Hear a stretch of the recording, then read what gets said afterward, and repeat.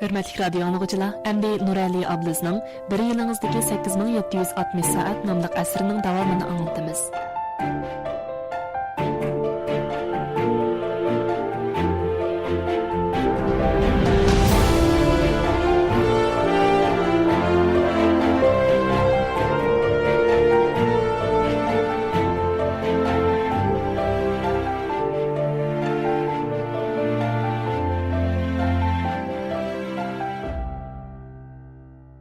Shunday qilib, boshqalarga yordam qilishni xo'shalliq deb biladigan bir odamga aylandim. Ishqi kelganimda xizmatdoshlarining horg'inlik ichida vujudiga kuch to'plab olishi, horg'inligini chiqarib olish uchun biror quti qetiq yoki biror tal olma olg'ach keladigan bo'ldim. Shu sababdan Yangi Sharqda qetiqchi degan nomga erishdim. Do'stlarimni yo'qlab borganda, hatto onch pichiq tunishmaydiganlar bo'lgan taqdirdimi, ko'nglini xush qiladigan oddiy sovg'alarni ilib oladigan bo'ldim. Gap sovg'atning cho'ng kichikligida emas. Muhimi sovg'at topshirib olg'uchiga ilib keladigan xo'shallik va illiqlik tuyg'usi. Mehr muhabbatsiz, rahimsiz dunyoda bir parcha harorat bo'lsam deyman. Atrofimdagi odamlarga kichikina bo'lsa-mu xo'shallik ilib kela olsam, illiqlik his qildira olsam, men qilayotgan ishlarda mening sababimdan oz-to'la yaxshilanish bo'lsa, menga shu kifoya. 2013-yil 8-oyda Mikrobulurda Nurali ingliz tili saharchilar atritini qurdim. Har kuni ertagan soat 7dan burun o'rnidan turib, inglizcha bir jumla tarjima qilishni 21 kun davomlashtirganlarning hammasiga sovg'at berib keldim. 2014-yili orqa-orqadan kitob o'qish atriti, chiniqish guruhini tashkilladim. 1,5 yil vaqt ichida necha ming parcha sovg'at yo'lladim. Bularning kirasini qo'shib hisoblaganda 100 necha mingdan sarf qildim. Men bularni hech qanday savdo tijorat maqsadida va yoki biror manfaatni ko'zlab qilmadim. Chiqimni butunlay kecha-kunduz ishlab topgan pulimdan chiqardim. Shunga nurg'un kishilar gumoniy nazarda qarashdi. Bugungi dunyoda kishilar so'g'uq muomalalarga ko'nib qoldi. Shunga bir odam o'z oldiga harakat qilishga boshlaganda, nurg'un odamlar turli farazlarni qilishidi, gumonlanadi. Bu odamning maqsadi nimadir? Qo'lisi chatoqmidi? Yana bir turli odamlarmi bor? Ular boshqalarning oq ko'ngilligidan foydalanib o'z manfaatiga cho'q tortadi. 2014-yildan boshlab Ündidarda anglash darsi, so'zlik darsi, eg'iz tili darsi ochdim. Sinoq anglash darsigini 1001 jafoda tayyorlab, 49 kun davomlashtirib faqat 200 yillik haq oldim. O'zimning samimiyatini bildirish uchun agar o'quvchilar darsini rozi bo'lmay qolgan bo'lsa, o'qish pulini qaytarib olsa bo'ladi deb va'da berdim. O'ylamagan ish shu bo'ldiki, nurg'un odamlar darsning eng oxirgi bir kuni pulini qaytarib oldi. Mushundaq samimiyatsiz odamlarga yo'liqqan chog'larimda mening ochiqim keldi. Dunyoda nemishqa bundoq odamlar bordu deb o'yladim. Yaxshilik oq ko'ngillikka sabab bo'ladi. Yaxshilikqa yomonlik qilingan chog'da oq ko'ngillik haqiqiy sinoqqa duch keladi. Bir qancha soatlik darsda qo'ymachiga uchrab ketganim tabiiy holda meni afsuslantirdi. Ammo mening yaxshiligimga yomonlik qaytgan bo'lsa, bu texmi afsuslanarli ish bo'ldi. Agar o'sha o'quvchilar mening darsimdan haqiqiy nafga erishadigan bo'lsa, mening dars tuzishdagi murodimni hosil bo'lgan bo'ladi. Har qatim ko'nglim yerim bo'lgan chog'da oq ko'ngillikimga berilgan yaxshi baholarga, mening sababimdan boshqalarda yuz bergan yaxshi o'zgarishlarga qarab xush bo'laman. Men o'ylayman, boshqalarning sizga qilgan yaxshiliklarini saqlab qo'ying. Ko'nglingiz kimlardandir azor yegan chog'da aslimalar qatlarini ochsangiz, turmushga bo'lgan ishonchingizni yo'qotib qo'ymaysiz. Qalbingizdagi haroratni o'chirib qo'ymaysiz. Mana bu so'g'uq, rahimsiz dunyoda bir parcha harorat bo'lib yashashning yo'li. Oq ko'ngil odamlar hamisha ziyon tortadi deyishadi ekan. Ammo bir odam Lucy bo'lishini tanlagan chog'da qalbida hech kim o'g'irlab ketolmaydigan bir parcha harorat paydo bo'ladi. Boshqalarning maydonida turib o'ylash. Qachondan boshlandi bilmadim. Bangboshliq ko'pchilik eg'izini tushirmaydigan bir iboraga aylanib qoldi. Puling bo'lsa bangboshliq yarashudi. Huquqing bo'lsa bangboshliq yarashudi. Chiroying bo'lsa bangboshliq yarashudi. Inomating bo'lsa bangboshliq yarashudi. Amaliyotda bangboshliq uncha yarashib ketmaydi. Hech bo'lmaganda boshqalar bilan bo'lgan muomalada bangboshliq yarashmaydi. Bangboshliq bolalarga yarashudi. Kichigimizda har xil bangboshliqlarni qilsak, qag'ish qilsak, nima o'ylasak qilchi yo'shirmay davasak bo'ladi. Ish qilib, qanchaki sodda bo'lsak, cho'nglarga shuncha umoq ko'rinamiz, kampit yeyalaymiz. Ammo cho'ng bo'lgandan keyin ko'nglim to'z, og'zim ishtik deganni bahona qilib, xiyolimizga kelganni davarsak, kamputning qattig'ini yeb qilishimiz mumkin. Men ilgari bir bangbosh bola edim. Endili xizmatga tushgan vaqtimda faqat xizmatni yaxshi ishlab, boshqa ishlarga aralashmasamla, boshliqlarga yarayman, maoshim o'sidi, egiz cho'qqilarga chiqaman deb o'yladim. Ammo xizmat qilish uncha oddiy ish emas ekan. Ishni yaxshi qilish bilan tang odam bo'lishni, xizmatdoshlar bilan yuqori tuvandikilar bilan yaxshi o'tishni bilish kerak ekan. Nurg'un ishlar ma'qul degan bir og'iz gap bilan bitmaydi ekan. Shunga men bangboshligim, go'dak ham aqlsizligim tufayli bilib bilmay boshqalarni ranjitib qo'ygan ekanman.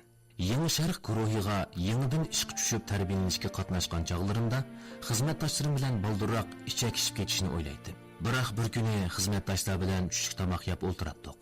Yanimda qarmoqqa menga o'xshashlar yangi ishga tushganda ko'rindigan bo'yi pakarroq, sal semizroq, soqol burutliq bir chet ellik o'qituvchining gapi quloqimga kirib qoldi.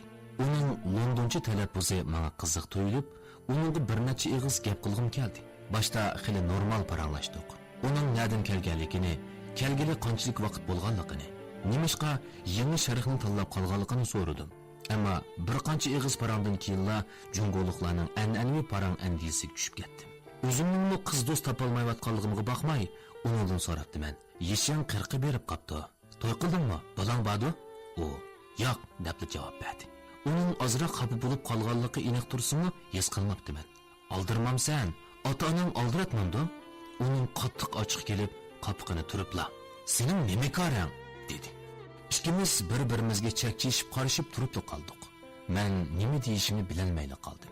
Ichimda bu chatlikning mijozi nimandaq usal deb o'ylab, o'zimning xatoligini faqat his qilmoqdiman.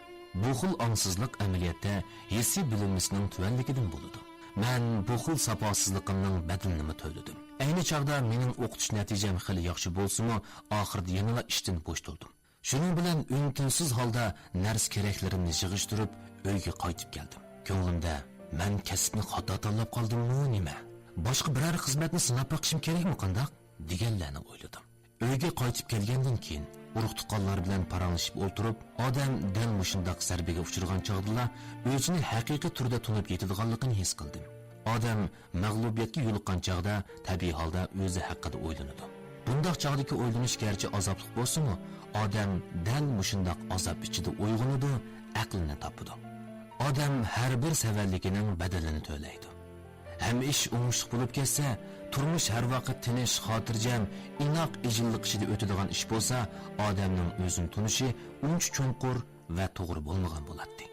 Odamning hissiy bilimimizning pishib yetilish jarayoni mundaq 4 bosqichni besib o'tadi. Bilmaslik, ishdan keyin bilish, shu vaqtda bilish va oldin bilish. Boshda gap so'zimizga ancha diqqat qilib ketmaymiz. Bilib bilmay boshqalarning ko'ngliga azor berib qo'yib, o'zimizni g'angirab qolamiz. Boshqalar bizdan xafa bo'lgan chaqda o'g'il bo'layotgandek, boshqalar ishtarlik qilayotgandek his qilamiz. Men undaq demoqchi emas tursam deb o'ylaymiz.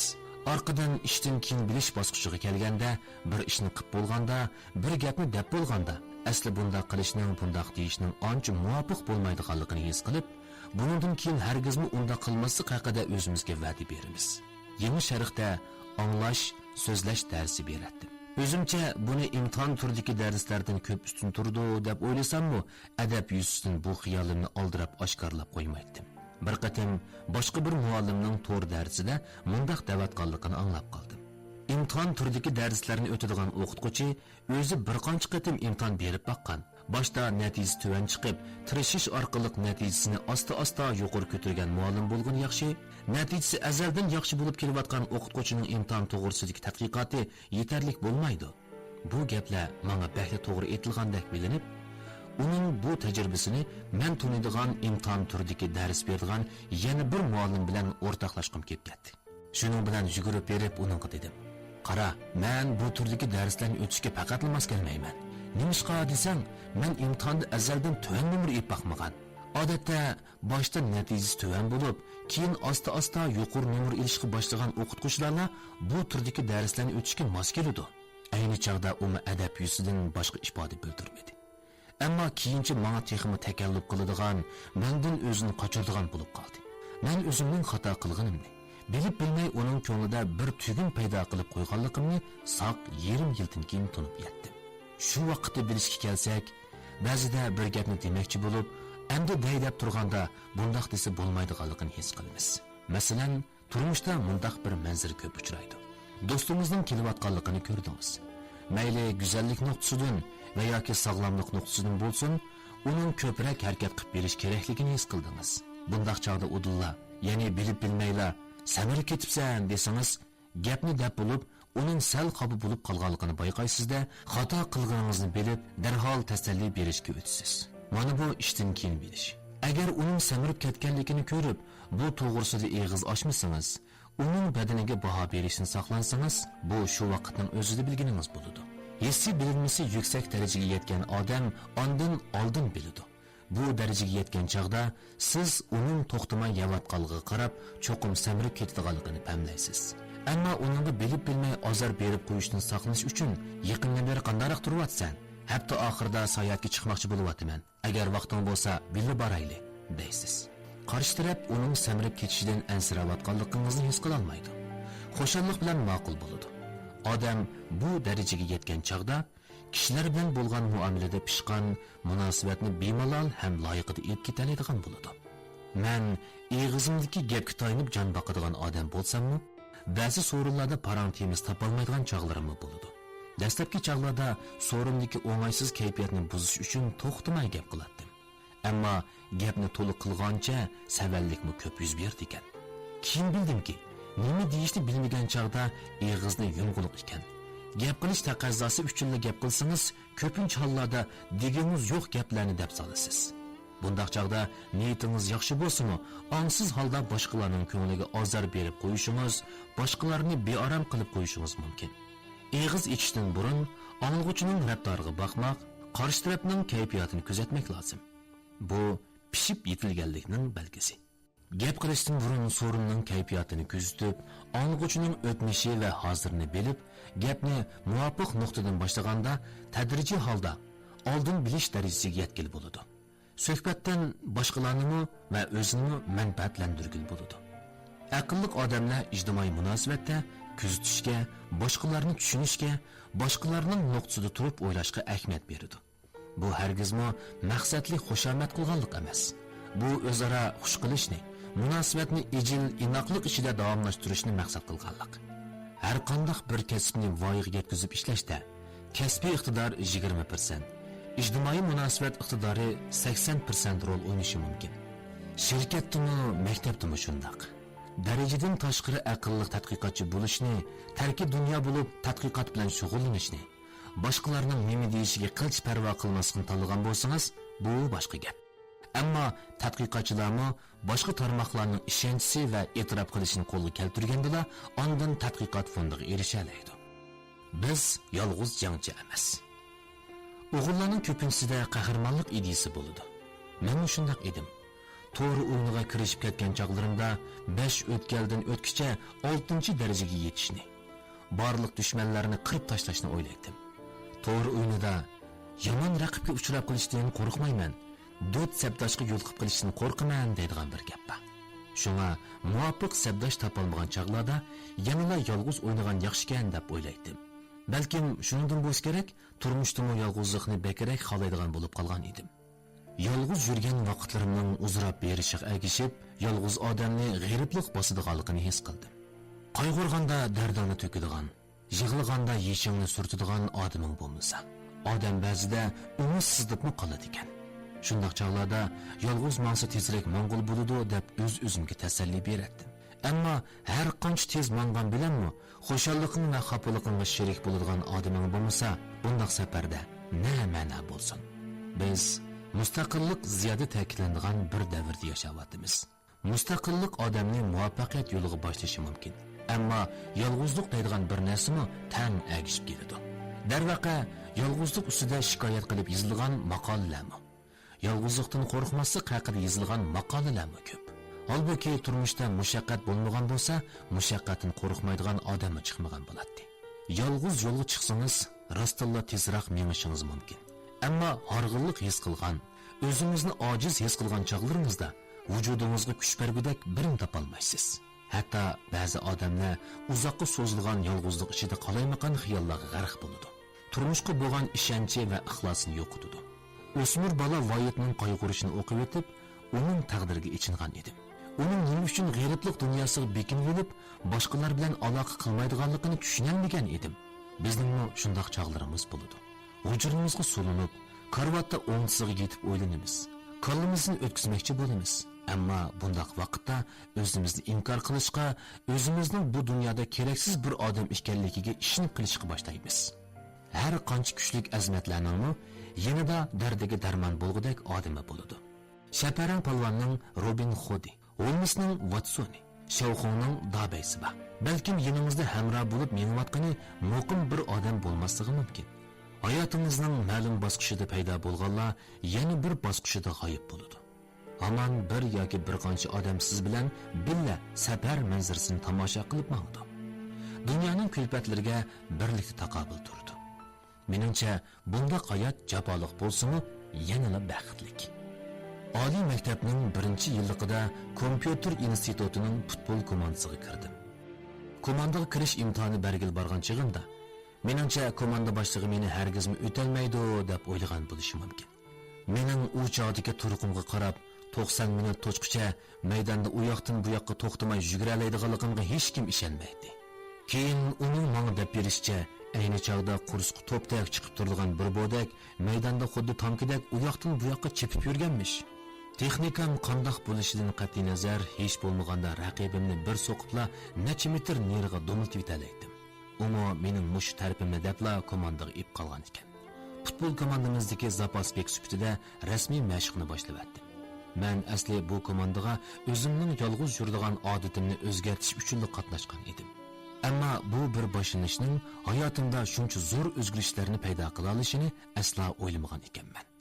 Futbol komandasiga kirgandan keyin jafodimi, halovatimi belli bo'ladigan bir turkum do'stlar bilan tanishdim. Yana kelib badan holatimdimi, irodamdimi tubdan o'zgarish bo'ldi. Beijing universiteti yangi o'quvchilar lonqisi futbol musobaqasiga tayyorlik qilish uchun haftada 3 qatim seshanba, payshanba, shanba kunlari kechda maydonga yig'ilib badan mashq qilardik. Turlik mashqlar ichida surat o'zgartib yugurish eng tez bo'lib, 22 odam 400 metrlik maydonni u yerda 18 qatim yuguraydik. Bu mashq oyoqlashguncha o'pkamiz og'zimizga qoplashib qolgandek bo'lib ketadi. Beijing universitetiga o'tganlarning hammasi kitob xaltalari menga o'xshash futbolni bir qatimda tushirib o'tmay 550 qatim chekaladiganlar yo'qmikin deb o'ylaydim. Bargandan keyin bildimki, Beijing universitetida futbolni yaxshi tepadigan yoki jon tikib o'ynaydiganlar ko'rman ekan. Hammadan to'lib toshgan qizg'inlik bilan komandaga kirib, tunji kunlik mashq oxirlashganda ko'p qism komanda a'zolari qusibdi. Men o'zimni tutib olib, yotoqqa kirgandan keyin qusdim. Yugurib bo'lgandan keyin poqchilab sakrash, put ko'tarish mashqi qatorliq badan mashqlari bor edi. Mashq bak eg'ir kelgan bo'lsa-mu, ko'pchilik birlikda qiladigan bo'lg'ashqa, g'ayratimiz borgancha ish boradi. Mundaq bir gap haqiqatan to'g'ri aytilgan ekan. Tez minishni o'ylasang, yolg'izman. Yiroqqa minishni o'ylasang, bilmayman. Agar ham tez, ham yiroqqa minishni o'ylasang, o'zingga o'xshash tez minadigan biri bilan man. Hamrohlarim bilan birga mashq qilganda men cho'qim bardashlik bera oldim. 2 oyga so'zilgan mashqdan keyin 92 kilogramdan 72 kilogramga tushdim. Yengini setib olgan nurg'un ishtonlarimni kiyolmadim. Qishki ta'tilda uyga borsam, onam tosqalda vaqirab tashlag'ili. U xiyolida meni maktabda osh qolgan o'xshaydi deb o'ylabdi.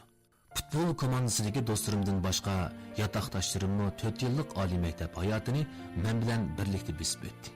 Yotoqdoshim yaxshi do'stim edi. U ishmijaz, kam so'z bo'lib, yaxshi ustoz, obdan hamroh bo'la oladi. Har qatim o'zimga ziyoda tamanno qo'yib kerilib ketgan chog'larimda yuzimga bir das so'g'uq suv chechib, "Bak kerilib ketma, yo'l tig'i uzoq" deb nasihat qiladi. Ishlardan royim yenib, karvatdan tushmay yotgan chog'larimda yenimga kelib madad beradi. Qiyinchilikqa men bilan birga taqobil turadi. U hozir Amerikada doktorlikda o'qiyotdi. Baxtlik oilasimi bor bo'ldi. Biz hozirmi to'rda aloqa qilib turibmiz. Turmushdan olgan ta'sirotlarimiz, savoqlarimiz, his qilganlarimizni aytishib, bir-birimizga madad berib turibmiz. Xizmatga chiqqandan keyin meni to'xtamay ilgirlashga, bo'shashmay kurash qilishga rag'batlantirib turadigan odamlarga yo'liqdim. Menga eng zo'r ta'sir ko'rsatgan "Keyniga surish odatingizni tashlang" nomli kitobni Yangi Sharqdagi bir xizmatdoshim tavsiya qilgan. U kitob Manga o'xshash sonsiz kishilarning ishni keyingi so'rash kasalligi ustidan g'olib kelishida intayin muhim rol o'ynagan bo'lishi mumkin. Men mushu kitobni yozish jarayonidami okeanning yana bir chetidagi bir qancha do'stim bilan kechalab fikr almashtirdim. Bir qancha qatim qayta tuzitib, tun nisbidan oshgan chog'lag'ichimi hech narsa yozolmagan. Hatto voz kechish niyatigimga kelgan edim. Uncha oldirab ketishning nima hojati? Yarim yildan keyin yozsam nima bo'pti? Balkim shu chog'da ilhomim kelib qolishi mumkin. Shundoq deb o'z-o'zimga bahona izladim. Bir do'stim qilchi yuz xotir qilmasdan unutib qoldingmi? Musobaqada 0-10, hatto 0-20 bo'lib tursaqmi mayli. Ammo oxirgi 1 daqiqacha voz kechmaymiz. Haqiqiy kechirgil bo'lmaydigan mag'lubiyat emas, balki musobaqadan voz kechish, bal qo'yitish degan eding-ku. O'roqlamoqchi bo'lgan chog'laringdimi shundoq bo'lgan emasmi? Qiyinchilikqa yo'liqibla voz kechmoqchi bo'lsang, yana bir qatim qayta boshlagan chig'ingda boshdagi qiyinchiliklarni qayta boshdan kechirishdan boshqa tanishing qolmaydi. Ajiba, yana bir qatim unumsiz badal to'liging bormi? dedi. O'zimni oqlashga qayta urinmadim. Tinsiz holda kompyuterni ochib, davomli yozdim. Biz yagona bir planetada yashaymiz. Beshimizga mayli qandoqli qismatlar kelmasin, biz dunyoda mangu yolg'iz emas. Muhabbat, g'oya, do'stlik bizga hamroh. Bundan go'zal qandoq dunyo bo'ladi?